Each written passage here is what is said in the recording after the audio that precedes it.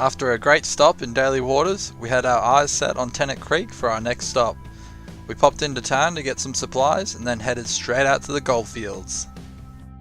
We even saw some cheeky prospectors on the side of the road as we were heading out.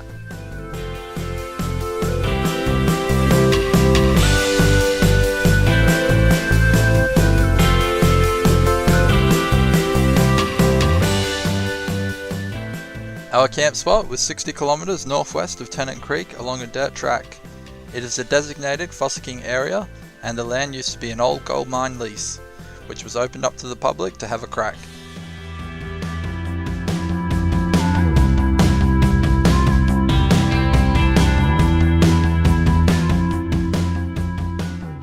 We set up camp behind the old miner shack near a hill.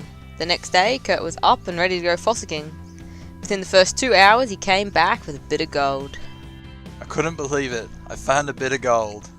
Unbelievable.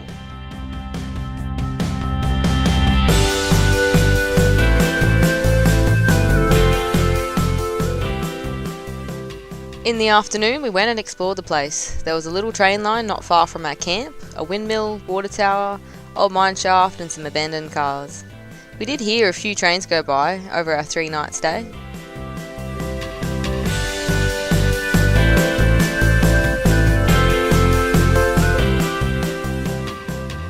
On the way back from our walk, we noticed Rusty was struggling a little bit, so we took turns to carry her for a bit.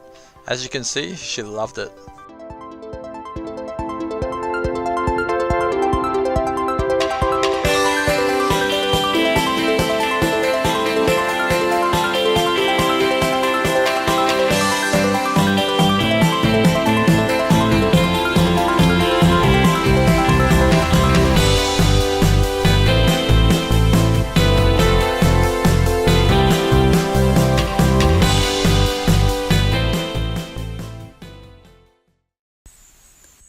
So we're just sitting on top of a hill for sunset using the internet. This is Kurt's homemade Wi-Fi tower.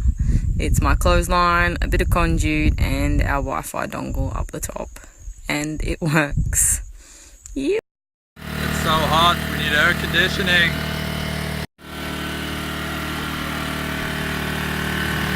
Go baby, go. Oh yeah. Air conditioning. For our final night at this camp, we decided to climb the windmill for some sunset beers.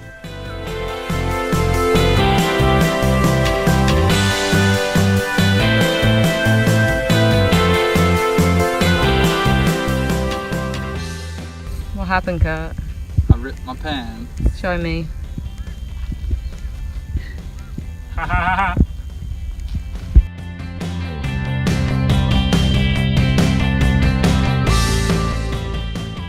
The next day we packed up and headed back towards Tennant Creek so we could continue the trek south.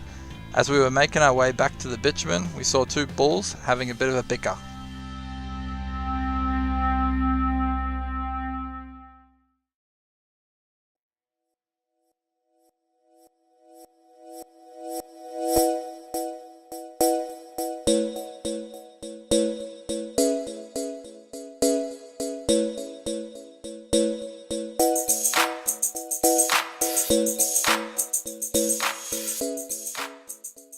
Our next stop was the Devil's Marbles. We pulled up in the day use area, where dogs are allowed, and decided it was too hot to do any of the walks yet, so we opted to head down the road to the pub to set up camp.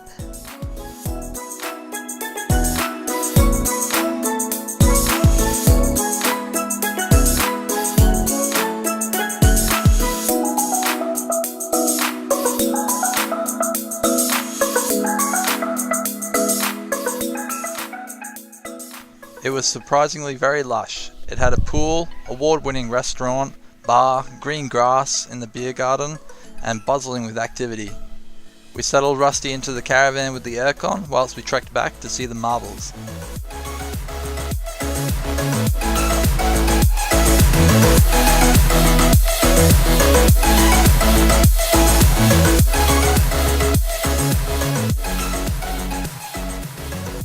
We pulled up in the camping area for a look and to start the trek around the Devil's Marbles.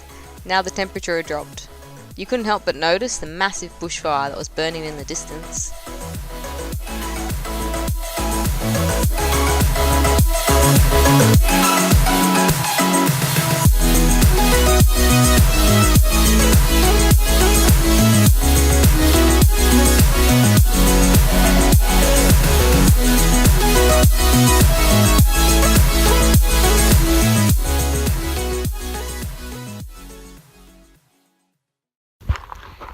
So we're just here at the Devil's Marbles, checking them out.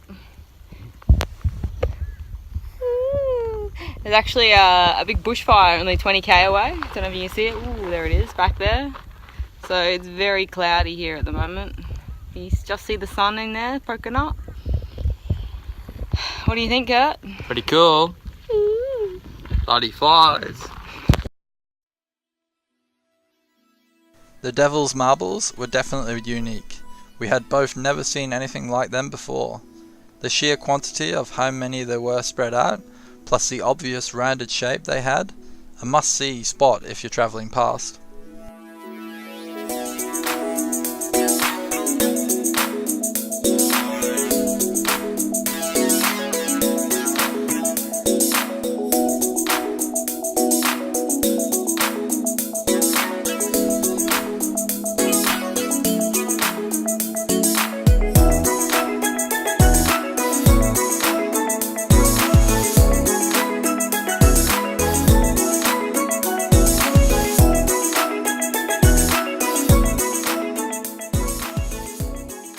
After having a good look around, we headed up to the lookout to watch the sunset before heading back to camp, where we met the bushfire by the road.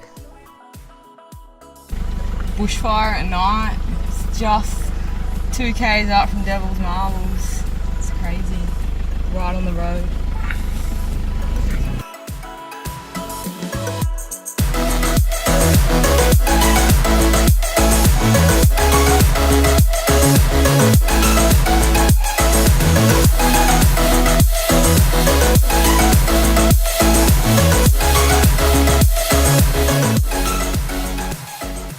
The next day, most of the smoke had cleared up and we were back on the roads towards the UFO Centre of Australia.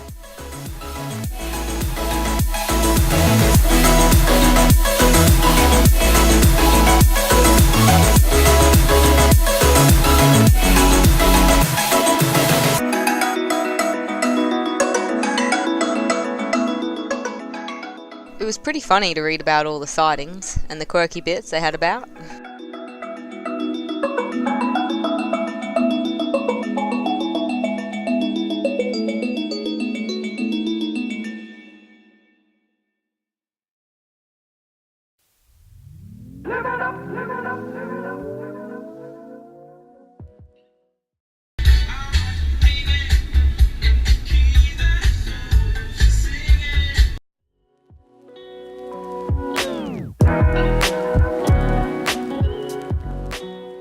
You could tell we were on the main highway down the middle of Australia. The speed limit was 130 kilometers per hour and we passed so many road trains.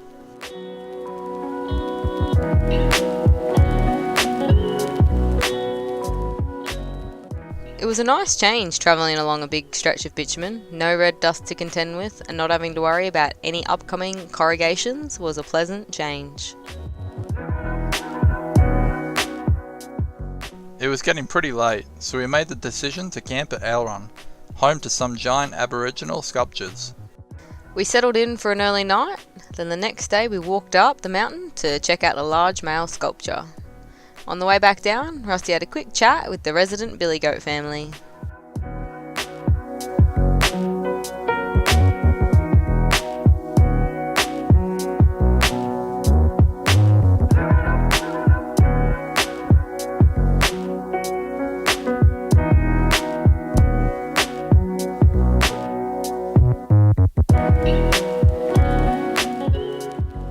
On the way out, we had a look at the other sculpture and a peek at the local art gallery.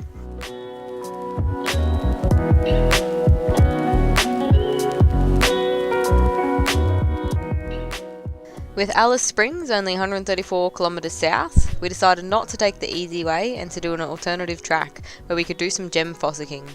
We set up camp and Kurt got straight into searching for zircons.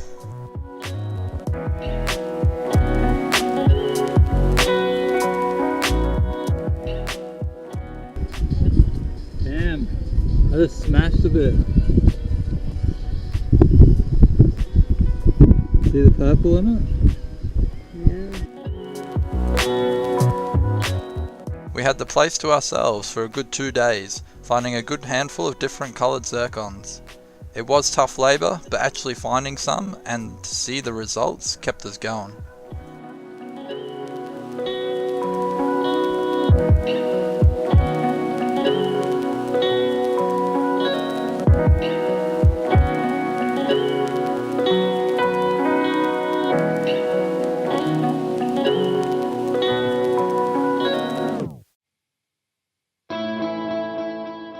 On our second night, it was Ames's birthday. We had a good feed before doing a birthday dance.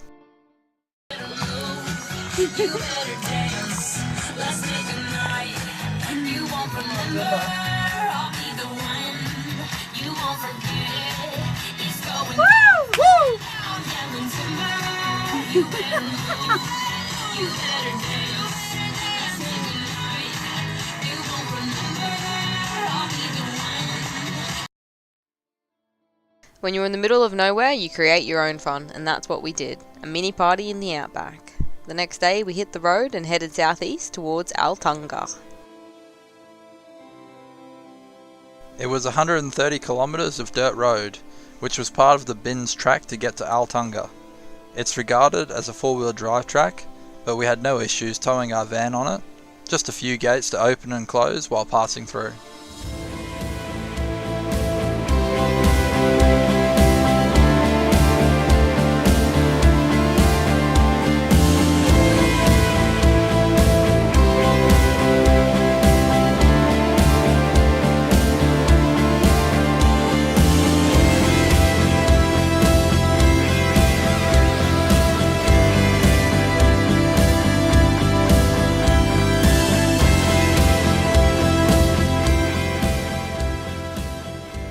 After a 2-hour drive, we made it to Arltunga.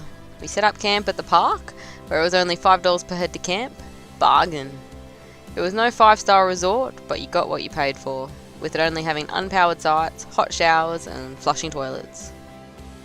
We were the only ones there, so we had the place to ourselves, but there was plenty of room for other campers if it got busy. The next day, we were keen to go and explore the town. We started off at the visitor centre. They have a great informative video to watch on the history of the town, plus a huge array of old equipment and machinery from the gold rush days.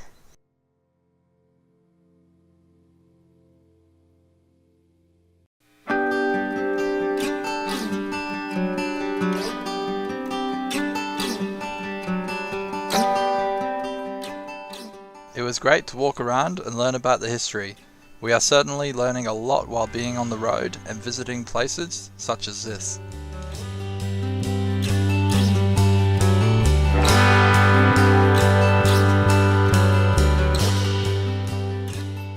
The next part we explored was the old government works. Most of the machinery and houses were established in the late 1890s. The old buildings were either offices or houses for the government workers at the time of the gold rush.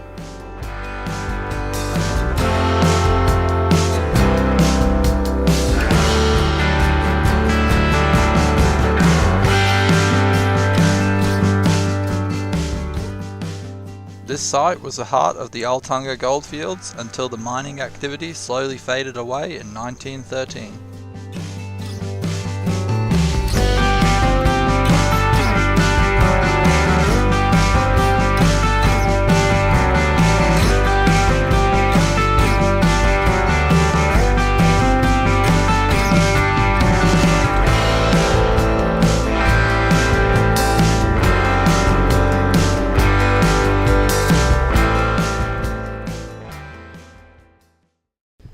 What are you guys doing in there? What do you want? Can I come out now? No.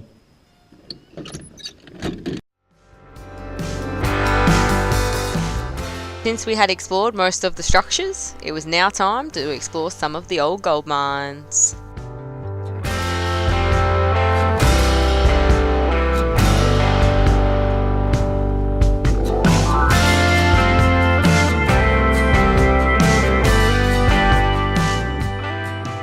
These mine shafts were caged off for maintenance and safety, but you can still see how deep they went and the size of the shafts that the miners would have had to have crawled in and around.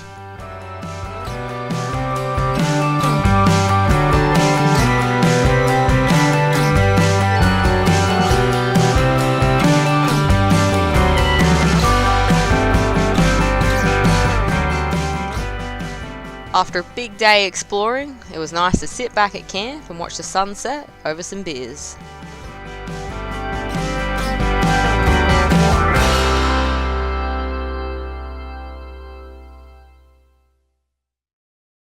First up to see today was the Great Western Mine. This mine we could actually climb into and explore, which was great. The mine was the second most productive mine in Arltunga. 19 kilos of gold was produced out of 600 tons of quartz rock, which is pretty incredible.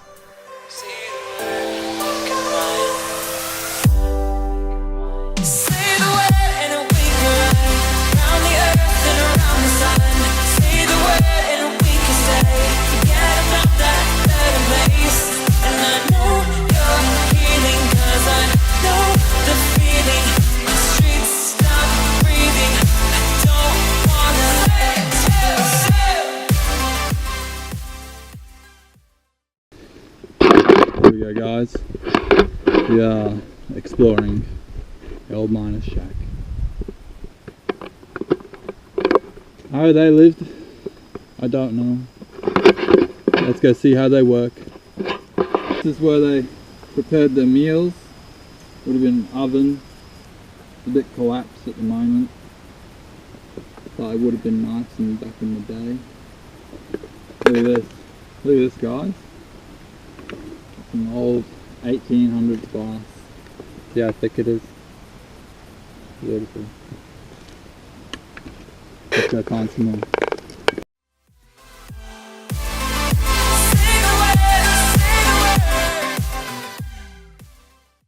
We're going in, guys.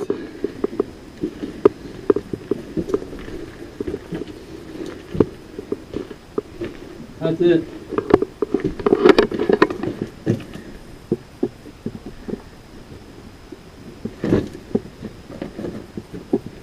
That's it.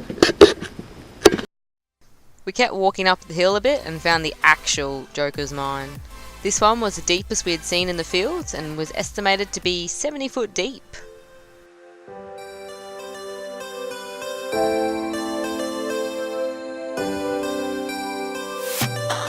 Seeing all the reasons we should forget about this place, but I don't want to leave here if you're just... Well, join us next time as we head out to Ruby Gap Gorge, the most remote gorge that we have ever visited. This time should be like satellites cast beyond the sky.